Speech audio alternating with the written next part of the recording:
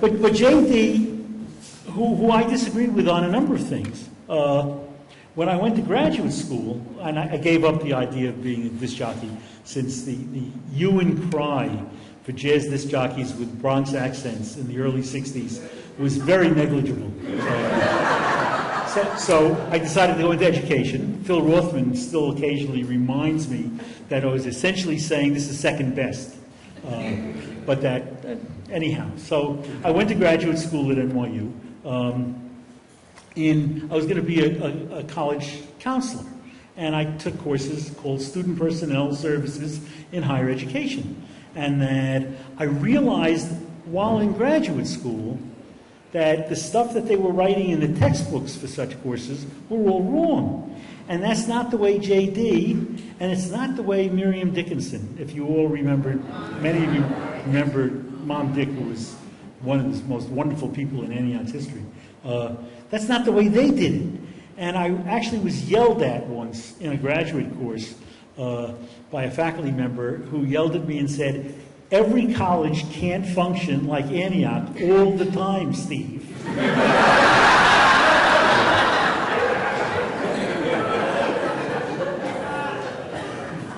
Well, so anyhow, that I lived on the third floor, and that when this building was redone and reopened, I had by then left the Dean of Students office and was a faculty member in a department called Cultural and Interdisciplinary Studies, and we were moved into the fourth floor of this building.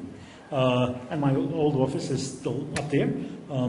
And I used to tell students that in 25 years of higher education, I had actually managed to go up one flight of stairs. And that's about what I had accomplished.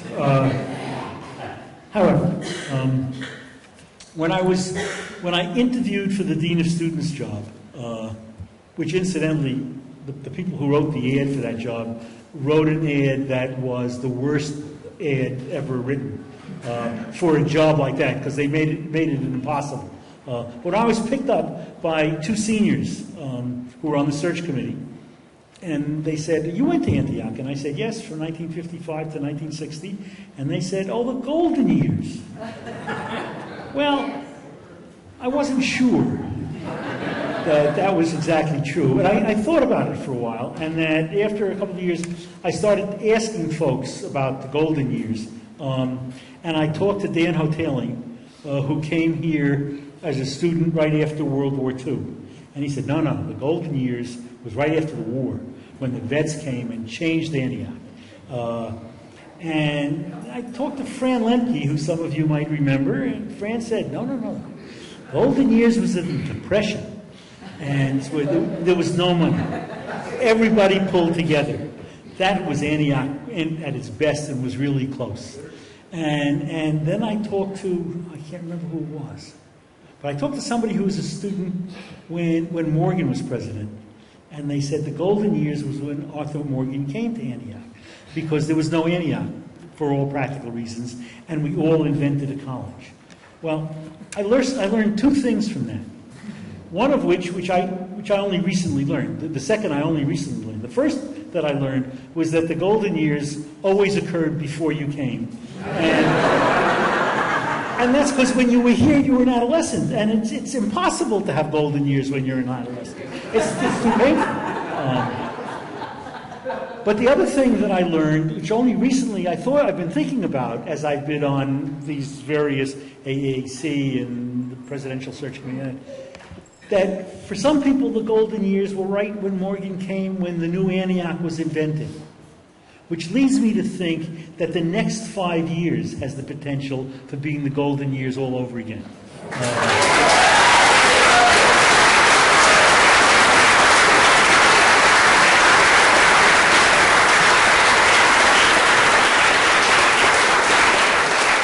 So a few other remembrances. In reunions, some of you might have come to one or two.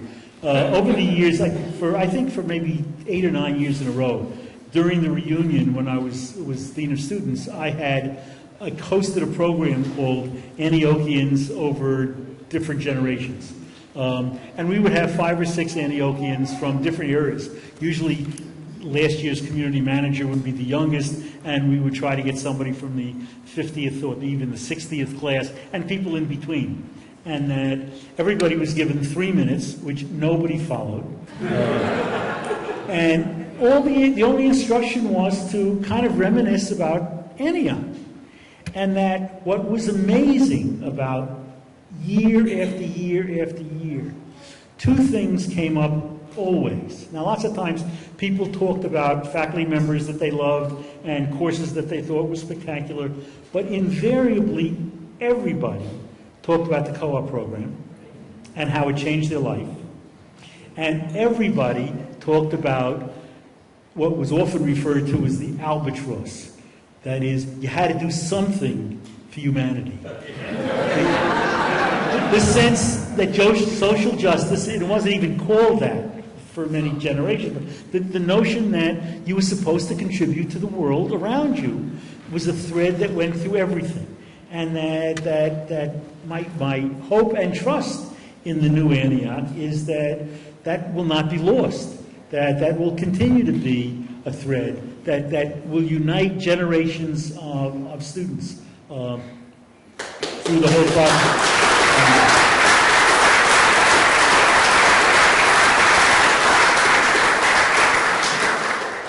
I want to tell one lawyer story, because I'm not a lawyer, but that this is just one of my dean's stories. I guess late in my first year as dean of students, a young woman who lived in North Hall, who was 19 years old, had just transferred to Antioch, slit her wrist very, very lightly. There was enough blood, and that Maples came and took her to Green Memorial Hospital. And at 2 o'clock in the morning, I was in the room with her wrist bandaged, and she told me this was really stupid, that she's sorry she did it, it was impulsive, and that I'm going to kick her out of school, right? And I said, well, actually, I don't know that I need to do that. That I'd like you to get some counseling, and I'd like you to talk about what brought this about, but I don't know that throwing out of school is necessary. And we chatted for a while. And then as I left the room, she yelled, and don't tell my parents. So I got a couple of hours sleep, and I could get by on a couple of hours sleep in those days. The requirement for dean of students at Antioch is be young. And I called David Weaver, who was the college's attorney, at 8 o'clock in the morning, and said, here's the situation. That she's 19. She told me not to tell her parents, and he said, how old is she? And I said, 19. She says, well, she's an adult, and legally, if you tell her parents, you could be sued. On the other hand, if you don't tell her parents, and she does it again, they can sue you. And I said, well, what do I do? He said, my advice is do what you think is right. And if you get sued, my job is to defend you. And that was an incredible lesson. And I want the new Antioch to understand that lawyer's job is not to tell you what to do. The lawyer's job is to fix it up when you mess it up.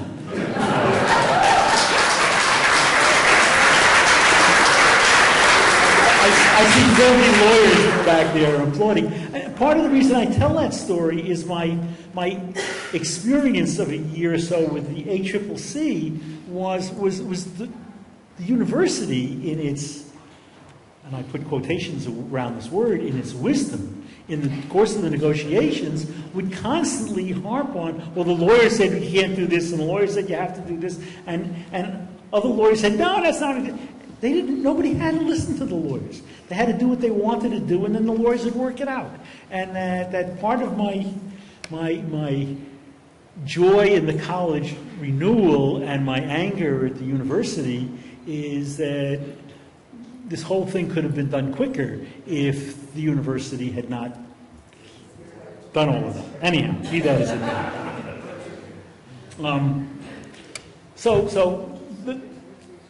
One of the things I think that the reason I got this award, the introduction says that both of my children went to Antioch. This is not true.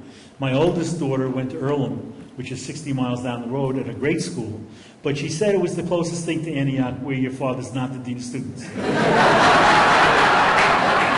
which made reasonable sense. My youngest, who was the rebel in the family, announced this September for her senior year that there's only one college in America that could tolerate her, and there's only one college in America that she could tolerate, and it happens to be 3 blocks down the road. And she's going to Antioch, but she's going to live in the dorms, and Cassie calls home every Sunday, so I'll call home every Sunday. And for her first year, Greta did not come home, with one exception. We were both out, and I noticed the laundry had been used. which I want to tell you, I took as a good sign. And I should tell you, Greta and I had this unwritten, those of you, there are some people here who are younger who remember Greta, who just became a mother. I am a repulsive grandparent. I am so proud of those 3 kids. It's unbearable. But that, now I lost my train. Where was I?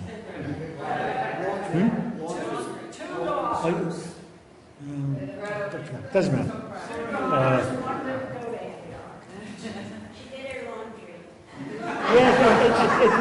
I was going someplace else and I can't remember. So it doesn't matter. Anyhow, let's if it comes back to me, I'll come up with it. If somebody asks a question, I'll come back with it. You told a tale once about your younger daughter, Memorial. Oh, that's right. Greta and I had an unwritten rule. And is Denny here? Is Denny Eagleson? Denny was one of Denny was one of Greta's favorite teachers. She taught photography, and that we often, I would go to.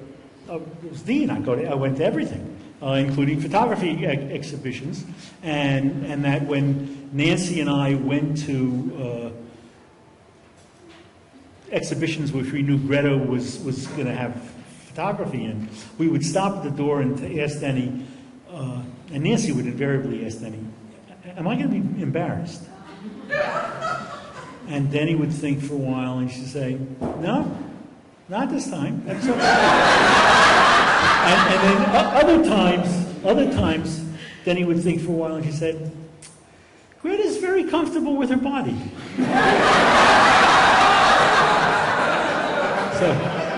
So Greta and I had this unwritten rule all the time I was a dean. If we met in town or on campus and there was nobody around, then we could hug each other. In like the cafeteria at lunchtime, we were allowed to chat. I was allowed to go up and say, "Your mother says you haven't called in 3 weeks." Or, "How do you do it?" We could chat. At Saturday night dances, which I often went to, not to chaperone the students, but to look at the outside world descending on Antioch and trying to prevent that. But on Saturday night dances, I didn't know Greta at all, and she didn't know me. And that Elaine Comminges, the late Elaine Comminges, who was one of the great people at Antioch, was Greta's dean. I was not. Anyhow, I've been running over. I wanted longer, and there's not that much time.